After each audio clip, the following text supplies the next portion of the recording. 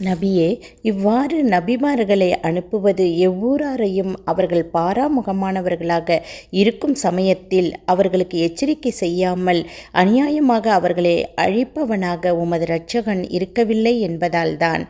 நபியே, அவர்கள் ஒவ்வொருவருக்கும் அவர்களின் செயல்களுக்கு தக்க பதவிகளும் உண்டு. அவர்கள் செயல்களை பற்றி உம்முடைய இரட்சகன் பாராமுகமானவனாகவும் இல்லை. மேலும் நபியே, உமது இரட்சகன் படைப்புகளை விட்டும் தேவையற்றவன், நிகரற்ற அருளுடையவன். மனிதர்களே, அவன் நாடினால் உங்களை அவன் போக்கிவிடுவான். மேலும் வேறு சமூகத்தவர்களின் சந்ததியிலிருந்து உங்களை அவன் உற்பத்தி செய்தது போன்று தான் நாடியவரை உங்களுடைய இடத்தில் உங்களுக்கு பிறகு அவன் பகரமாக்கி விடுவான். நிச்சயமாக நீங்கள் வாக்களிக்கப்படுவது மறுமை நாளானது உறுதியாக வந்தே தீரும். நீங்கள் அதை தடுத்து அல்லாஹ்வை ஏழாமையலாக்கி மிகைத்துவிடக் கூடியவர்களும் அல்லர்.